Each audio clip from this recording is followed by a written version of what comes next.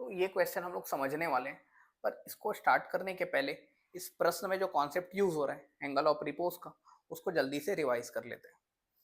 तो देखो यहाँ पे ये एक हम लोग इंक्लाइंड प्लेन लिए, ये एंगल थीटा है। इस एम मास के ऑब्जेक्ट पे कौन कौन से फोर्स एक्ट कर रहे होंगे उसको देखते हैं।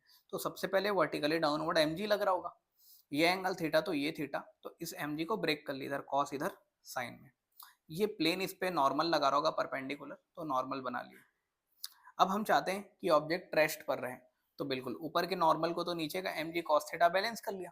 पर ये डाउन द इंक्लाइन जो एम जी साइन थीटा लग रहा है, इसको बैलेंस करने के लिए उधर पक्का ही अपोजिट डायरेक्शन में एक फ्रिक्शन फोर्स लग रहा होगा। ठीक है, मतलब अभी फ्रिक्शन की वैल्यू कितनी है, एम जी साइन थीटा के बराबर है अगर ये ऑब्जेक्ट रेस्ट पर है तो। अब हम लोग देखते हैं ये इंक्लिनेशन को थोड़ा सा बढ़ा देते हैं, तो ये एंगल थीटा बढ़ेगा, तो नीचे की तरफ एम जी साइन थीटा बढ़ेगा। तो अभी हम चाहते हैं कि अभी भी ऑब्जेक्ट रेस्ट पर रहे, तो अगर ये फोर्स बढ़ गया तो अपोजिट डायरेक्शन में लगने वाला फोर्स भी क्या होना चाहिए, बढ़ना चाहिए। मतलब इस ये अगर रेस्ट पर है, जब तक ये रेस्ट पर है और ये वाली वैल्यू बढ़ते जा रही है, तो उधर वाली वैल्यू भी क्या होते जा रही है, बढ़ते जा रही है। मतलब अपोजिट डायरेक्शन में जो फ्रिक्शन फोर्स लग रहा है रेस्ट पर है, तो स्टैटिक फ्रिक्शन फोर्स जो लग रहा है वो तो अपने आप अपनी वैल्यू को बदलता जा रहा है, इसलिए स्टैटिक फ्रिक्शनल फोर्स हमेशा सेल्फ एडजस्टिंग होता है। पर ये बेचारा तब तक हमेशा थोड़ी बढ़ेगा, एक मैक्सिमम लिमिट तक ही तो बढ़ेगा ना। इस एंगल को हम लोग एक मैक्सिमम लिमिट तक ले गए, जब तक वो अपना फोर्स बढ़ा सकता है बढ़ा सकता है बढ़ा सकता है, तो एक मैक्सिमम लिमिट तक ले गए जब तक ये ऑब्जेक्ट रेस्ट पर रहने वाला है, तो उसको बोलते हैं हम लोग लिमिटिंग केस। मतलब उसमें जो फोर्स लग रहा होगा वो लिमिटिंग फ्रिक्शन लग रहा होगा, और उसकी वैल्यू हम लोग कितनी लिखते हैं लिमिटिंग फ्रिक्शनल फोर्स की, म्यू इनटू एन। और अगर फर्दर उसके बाद और एंगल बढ़ाएंगे तो वो लिमिटिंग फ्रिक्शन ब्रेक हो जाएगा, तो जो अपोजिट डायरेक्शन में फ्रिक्शन लगेगा उसको हम लोग बोलते हैं काइनेटिक फ्रिक्शन। ठीक है, तो देखो क्या होगा, लिमिटिंग फ्रिक्शन में हम लोग क्या देखते हैं, जिसमें वो जस्ट स्लाइड करना स्टार्ट होने वाला रहता है, तो ये वाला फोर्स बराबर होगा ये वाले के, अगर उससे ज्यादा कर दिया तो ये वाला फोर्स बढ़ जाएगा, ये कम हो जाएगा, तो वो नीचे की तरफ जाना चालू कर देगा। तो जस्ट स्लाइडिंग का केस मतलब ये दोनों बराबर होंगे, और ये दोनों तो बैलेंस कर ही रहे होंगे हमेशा। और जो फोर्स ये लग रहा होगा, ये फोर्स कितना लग रहा होगा, म्यू एन लग रहा होगा। तो म्यू एन और एन की वैल्यू यहाँ डाल दिए, तो सॉल्व करने से हम लोग देखते हैं कि जो टेन थीटा है वो म्यू आता है। ये इतना कॉन्सेप्ट यूज होता है। ठीक है, तो हम लोग को इस सरफेस का जो भी कॉफिशिएंट ऑफ फ्रिक्शन रहेगा उसकी वैल्यू टेन थीटा के बराबर होगी जस्ट स्लाइडिंग के केस में। इसी को हम लोग एंगल ऑफ रिपोज बोलते हैं। चलो अब देखते हैं इस क्वेश्चन में क्या हो रहा है। देखो यहाँ बोला कि ये 1 kg का मास है, पर इसके बीच में कोई फ्रिक्शनल फोर्स नहीं लगेगा, एकदम स्मूथ है, इसके लिए म्यू 0 है। पर ये सरफेस, ये ऑब्जेक्ट और सरफेस के बीच में एक फ्रिक्शनल कॉफिशिएंट है, जिसके लिए स्टैटिक और डायनेमिक दोनों की वैल्यू 0.3 दी हुई है। ठीक है, तो इसमें इसमें अपोजिट डायरेक्शन में कोई फ्रिक्शन नहीं लगेगा, तो इसमें कौन सा फोर्स लगेगा, इसमें केवल नीचे की तरफ लगेगा m1g, जिसके कंपोनेंट लेंगे m1g का cos थीटा और इधर m1g का sin थीटा, और ऊपर की तरफ नॉर्मल। हम लोग को निकालना है कॉलम 1 और कॉलम 2 में ये एंगल जैसे जैसे बढ़ाते जाएंगे, तो m2 में जो फ्रिक्शनल फोर्स लग रहा होगा, केवल किसको कंसिडर करना है, इस m2 पे जो फ्रिक्शनल फोर्स लग रहा होगा वो कौन सा होगा। तो हम लोग पूरा अपना ध्यान ले जाते हैं m2 बॉडी पे। m2 पे कौन कौन से फोर्स लग रहे हैं ये देखते हैं। चलो ये हमारा m2 है, ठीक है, तो नीचे की तरफ m2g उसको ब्रेक कर लिया मैं, तो ये हो गया m2g का cos थीटा, m2g का sin थीटा। और ये पीछे से उसको ढकेल भी रहा होगा, क्योंकि इस पे नीचे की तरफ, इस ऑब्जेक्ट पे नीचे की तरफ लग रहा है m1g का sin थीटा, जो इसको पुश करने का काम कर रहा होगा। तो इस पे एक और फोर्स लग रहा है इसके नाम से, कौन सा, m1g का sin थीटा, ये ऑब्जेक्ट इसको पुश कर रहा होगा। ठीक है, और ये सरफेस उस पे अपोजिट डायरेक्शन में लगा रहा होगा, कैसा फोर्स, फ्रिक्शनल फोर्स, और इस पे ऊपर की तरफ लग रहा होगा एक नॉर्मल। m2 पे इतने सारे फोर्स एक्ट कर रहे हैं।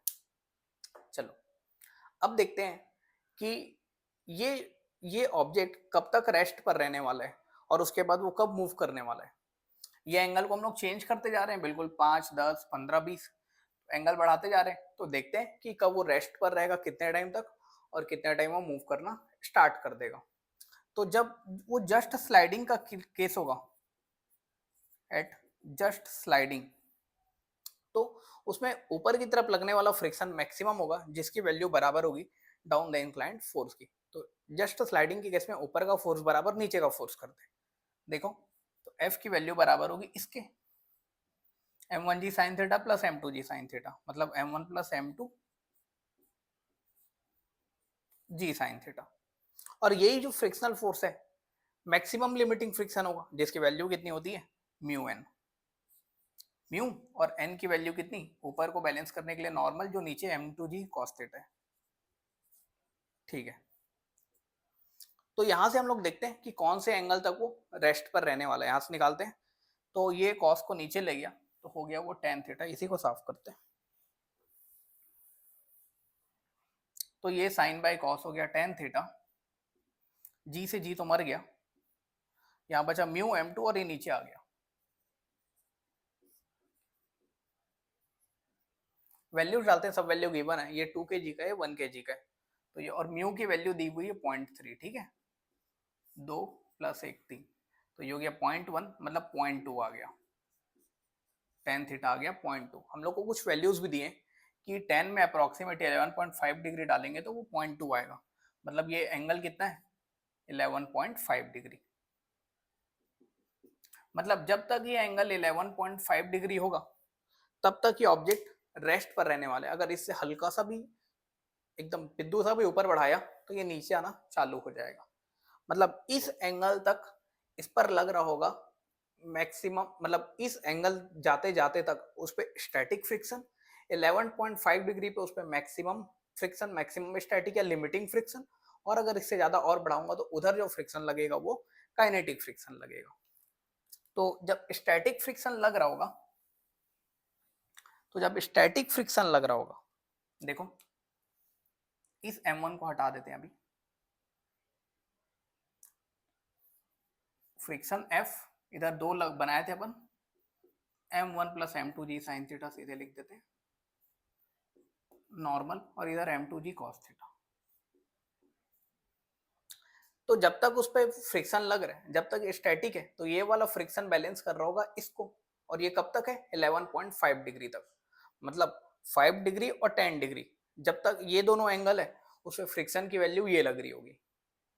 तो 5 डिग्री और 10 डिग्री तक उस पर जो फ्रिक्शनल फोर्स होगा वो इसमें जाएगा, P और Q दोनों जाएंगे 2 पर, P और Q दोनों जाएंगे 2 पर।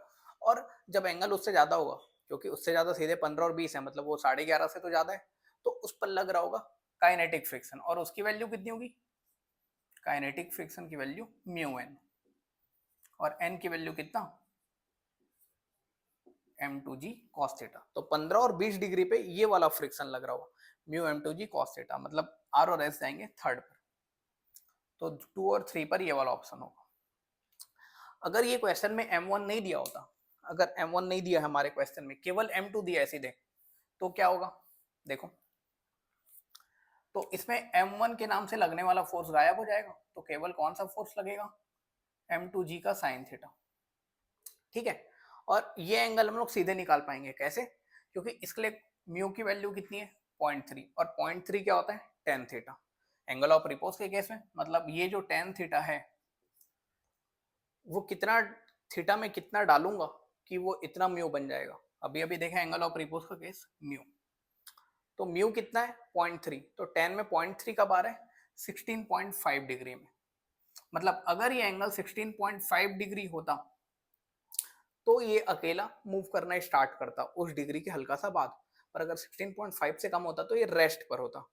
तो 5, 10 और 15 ये तीनों एंगल तो 16.5 से छोटे, तब तक ये रेस्ट पर रहता, और इस पे ऊपर की तरफ लगने वाला बराबर होता नीचे की तरफ पे, जिसकी वैल्यू होती m2g sin थीटा के।